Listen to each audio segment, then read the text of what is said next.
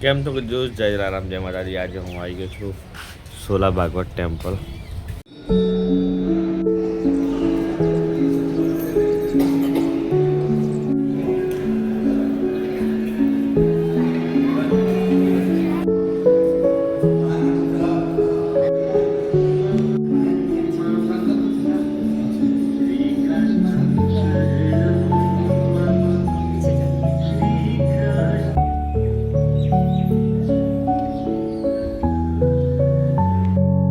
ચિત્ર દર્શાવે છે કે રામજી એમના પિતાના કહેવા પર માં સીતા સાથે વનવાસ કરેલું છે. અસુર પણ નરસિંહના મહા રૂપથી ભયભીત થઈ ગયા હતા. મંદિરમાં ઘણા એવા ચિત્રો હતા જે બહુ જ ઇન્સ્પિરેશન આપે છે, બહુ જ શીખ આપે છે.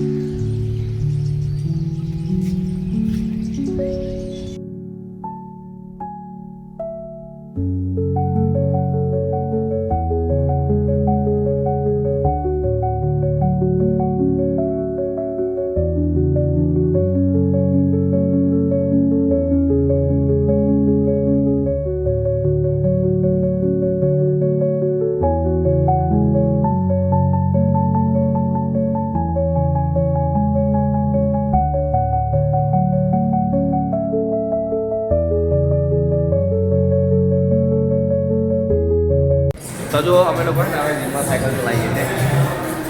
જીમમાં સાયકલ તો ચલાવવી પડે, બરાબર ને? ઘરે તો ચલાવતા નહીં, જીમમાં તો ચલાવવી પડે. સાચી વાત. જો સાયકલ ચલો સાયકલ ચલાવીએ. હેલો ગાઈસ, આજે આપણે નીકળી ગયા છીએ રાત્રે જમવા બહાર. દાલબાટી ખાવા. દાલબાટી અહીંયા એક નવો ઢાબા જેવું ખુલ્યું છે, ત્યાં જ જવાનું છે. આ લોકો દાલબાટી ખાશે અને મારા પંજાબી ખાવાનું. અનલિમિટેડ દાલબાટી ખાવાની યાર. બૂમ પડે છે. તો ચટણી ઘીના ફટકા ઉડવાના ફટકા.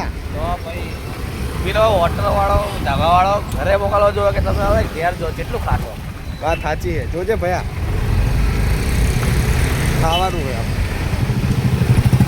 આગળ આપણી પબ્લિક જાય છે, અમે બહુ પાછળ રહી ગયા. આ જઈને તો ચલાવવાની એટલે બાકી અત્યારે સુધી તો પહોંચાડી જવાબ પહોંચાડો પણ એ તો કે અહીંયા જમવા લે આપણે તો જશું. તો બરાબર. બીજું કોઈ ગુજ્જુ શાંતિ ને? હા શાંતિ શાંતિ. જલસા ને? અલ્યા ગુજ્જુ ને નહીં.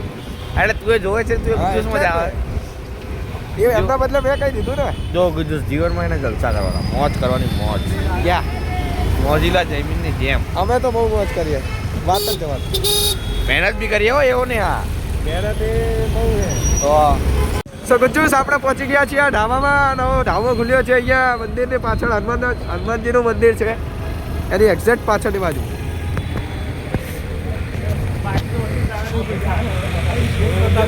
એ અહીંયા હરખુબેલ આમેલ જૂનું એટલે ભંગારમાં નહીં આવવાનું.